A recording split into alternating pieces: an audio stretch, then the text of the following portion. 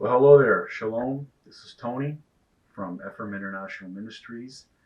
And today we're going to continue talking about the Sabbath, teaching we started weeks ago. And we're just going to continue. We're going to go through some scriptures in the Bible that really pound and enforce this thing on the holy Sabbath of God. Not something that man created. It's not a feast of the Jews. It's certainly not a Roman Catholic thing. Okay, so let's continue here. I want to open up, kind of heavy hitting already this morning, in the book of Ezekiel. Let's turn to the chapter 44. And although I'm going to read maybe a couple verses here, to me, scriptural context is everything in order to interpret the true meaning of what God wants to get across here. So in chapter 44, I want to start reading, and let me see here. Let's read verse 23 here. Okay, so the context here, this is speaking about the third temple coming down. God is setting forth and putting in place his priesthood, specifically here those after the lineage of Zadok that minister directly unto him. There are other priests that he sets apart. I think those are the priests of Eli that minister in the outer court. Okay?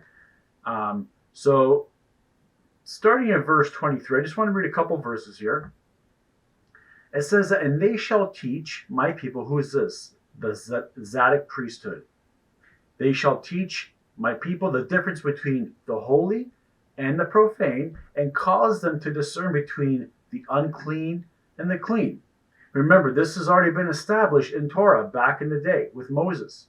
Okay?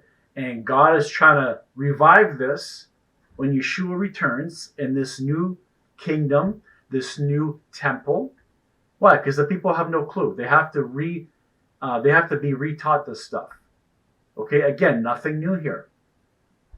Okay? And in 24, it says, "And in a dispute they shall stand in judgment." Why? Because the priesthood, they were in charge of judging. "And they shall judge it according to my judgments." What judgments? The ones that he established thousands of years ago. Okay? "And they shall keep my laws, my statutes, and all my assemblies."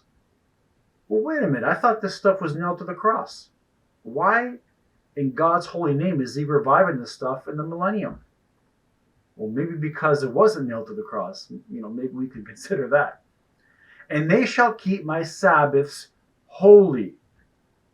Well, wait a minute. I thought the Sabbath was changed when Jesus came and he rose from the dead on the third day. Or did it get changed? Scripturally speaking, it did not get changed. And this is what we're trying to establish here. Okay? So it says that the Sabbath is holy. Okay? So if he made it holy, that means we're going to keep it holy. Some of us probably didn't even know that the Sabbath was holy.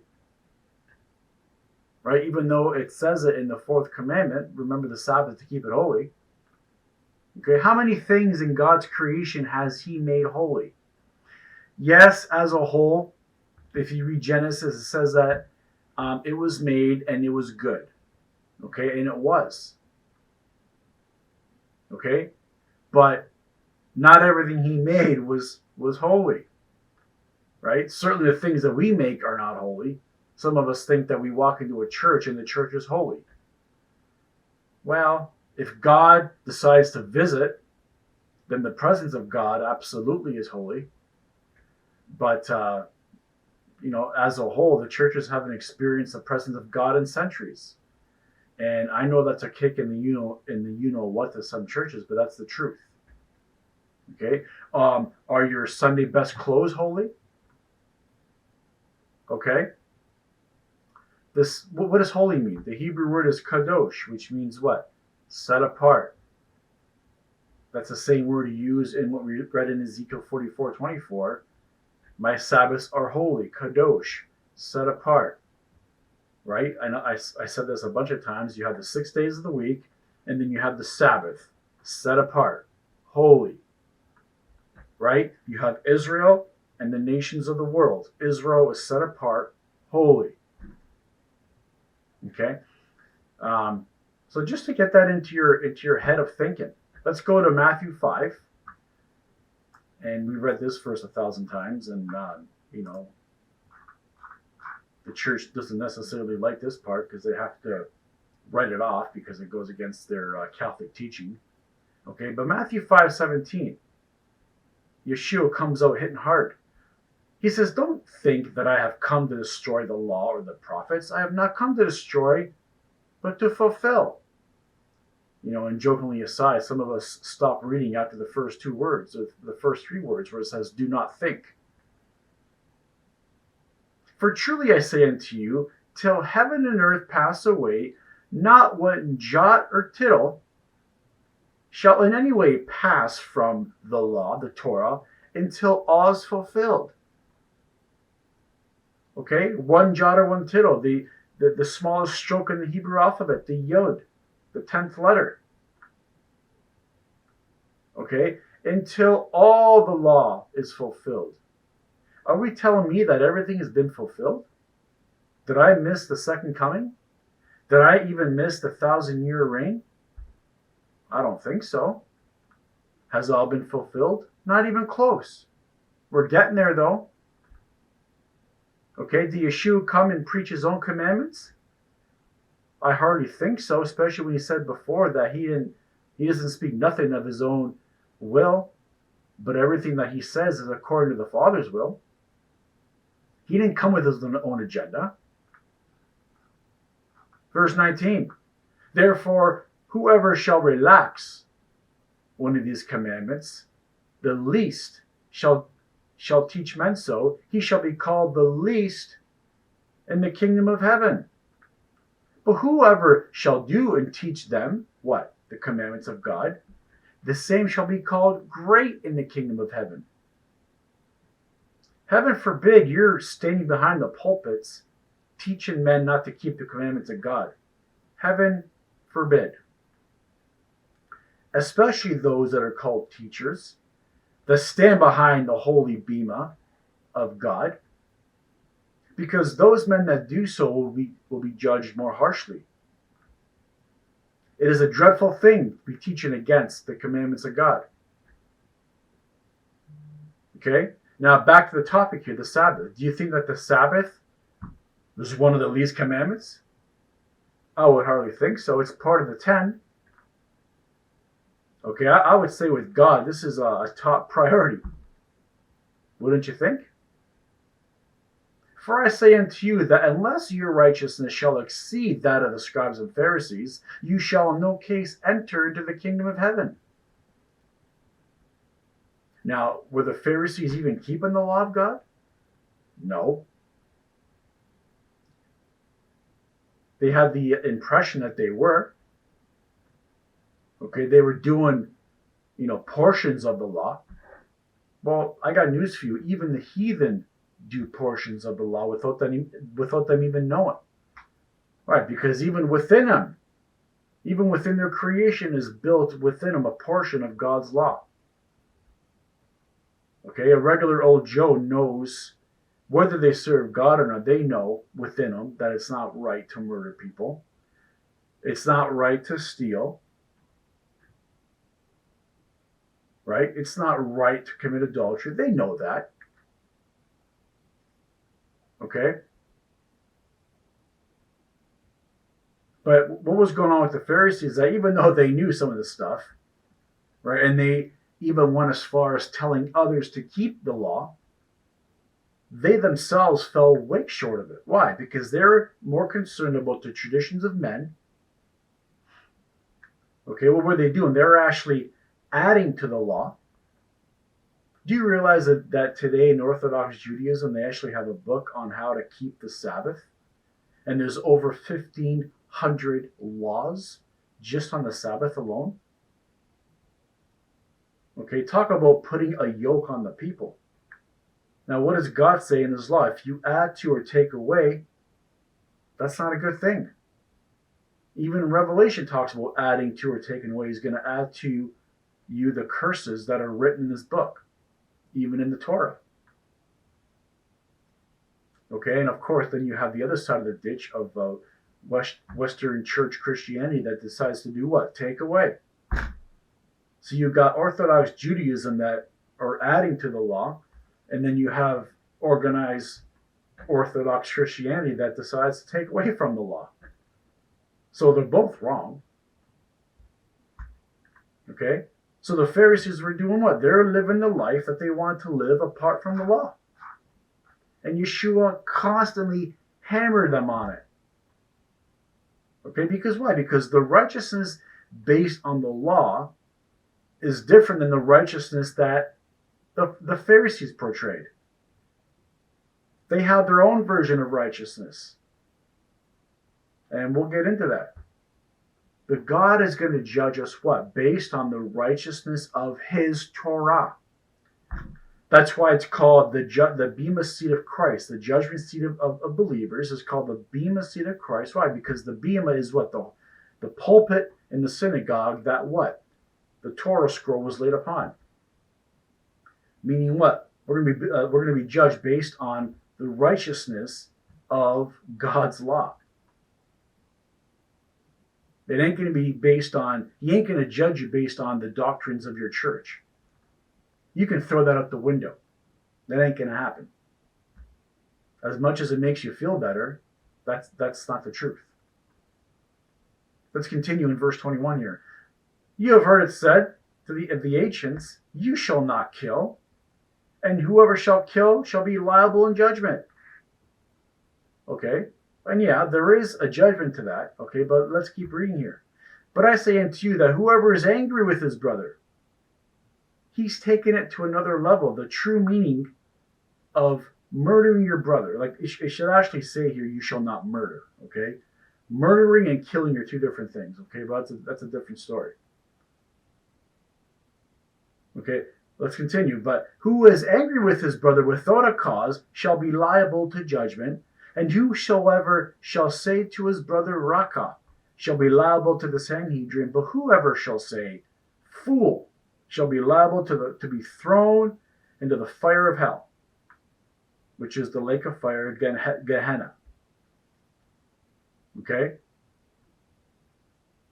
Therefore, if you offer your gift on the altar, and there remember that your brother has anything against you, leave your gift there before the altar and go. First be reconciled to your brother, and then come and offer your gift. Okay?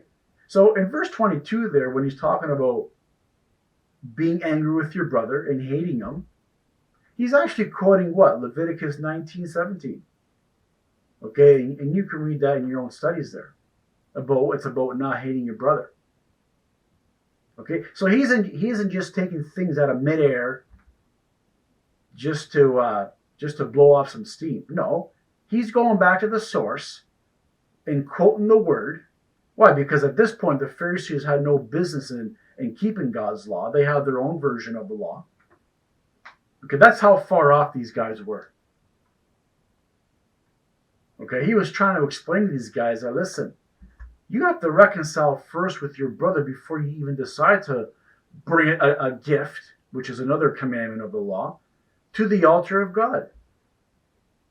If you're hating your brother, you have no business going to God and asking forgiveness or giving him an offering. No, it's the wrong order. He's like, go back and get right with your brother, and then you can go into the presence of the Holy One. Right? And how do you reconcile yourself with God anyways? Even after you've done that, how do you reconcile with the Lord God? By keeping His law, His Torah. Let's jump to Matthew 12. Matthew 12:1. Blessed be His holy name. At that time, Yeshua went through the grain fields on the Sabbath day, and His disciples were hungry, and began to pluck the heads of grain and to eat. Now, remember the Orthodox Judaism today, which is a copycat version of what these guys were doing, the Pharisees. Remember how many Sabbath laws they have that are not based on Torah. Remember that as we're reading this. But when the Pharisees saw, they said to him, Behold, your disciples do that which is not lawful to do in the Sabbath day. Well, really, lawful according to what? According to God's law or according to the Pharisaical or oral Talmudic law? Where does it say in God's law that you can't be plucking grain on the Sabbath day? Keep that in mind, okay? But he said to them, Have you not read what David did when he was hungry, and those who were with him? Okay, so understand what Yeshua is trying to do here. I believe, personally, he's trying to play their game here, okay? He's trying to go to the extreme to make a point. Consider that when you're reading this. How he entered unto the house of God and ate the showbread, which was not lawful for him to eat, nor for those who were with him, but only for the priests. Okay, again, what's the context here? Do we even know the story of David that he's talking about? That he was getting what? Chased by King Saul. And the priest at the time he didn't even like Saul, but he was supporting the cause of David because he knew the prophecy when Samuel laid his hand on David. He knew that David was next in line. Okay? These guys were hungry. They had nothing to eat. Okay? Let's continue reading for a second. Verse 5. Or have you not read in the law that on the Sabbath days the priests in the temple profane the Sabbath and are blameless? Again, he's trying to make a point here, okay? He's trying to hit them between the eyes here, because if they want to play that game, I'll play this game as well. But I say unto you that one greater than the temple is in this place. But if you had known what this is, I desire mercy and not sacrifice, you would not have condemned those who are not guilty. For the Son of Man is Lord even of the Sabbath. Okay, so is Yeshua giving everybody the green light to do whatever they want to do on the Sabbath because he was Lord of the Sabbath? What's he trying to say? What's he trying to do here? Is this what he's trying to say? Well, no, because a few verses earlier in Matthew 5, a few chapters earlier, I should say, he said, what? Don't break the commandments, and not even the least of them. And don't teach men to do so.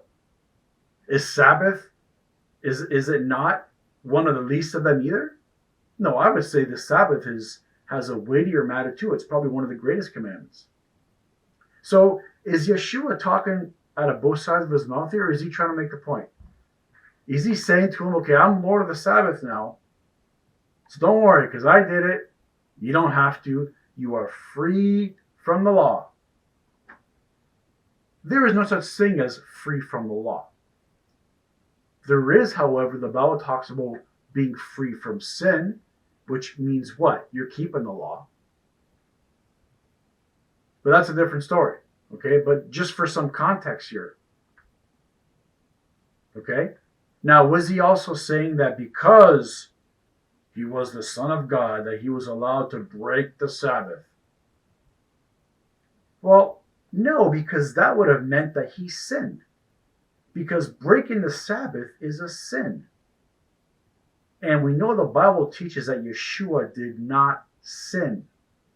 So if he did not sin, why in God's great name would he teach his disciples to sin? Or is he trying to make a further point here? Okay? Now, why did he bring up this whole thing about the priests?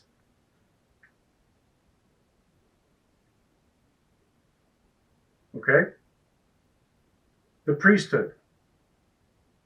They were not keeping the Sabbath according to what they were trying to do, because they were working every day.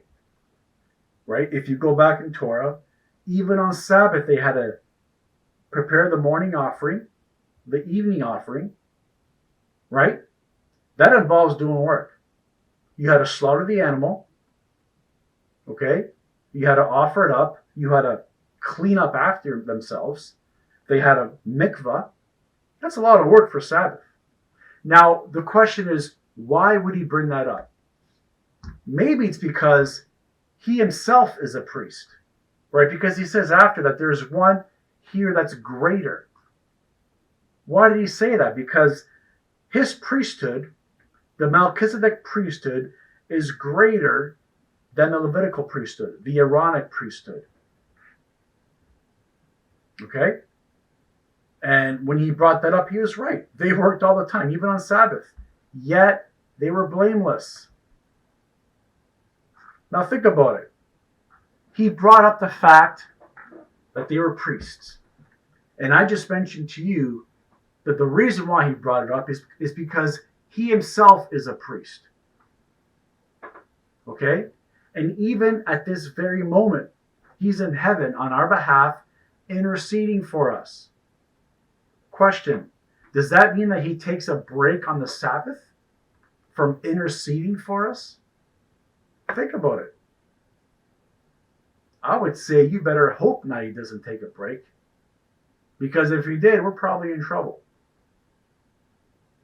Okay, again, that's why he's saying there is one greater than here. Now, the million-dollar question is he giving us a green light to break the Sabbath? Because he is Lord of the Sabbath. I mean, we have to really think, guys. The Bible is all about context. Why did he say what he said? Okay? Especially when the Sabbath is called holy. And we've just read in Ezekiel that the Sabbath is going to be kept in the millennium. Okay?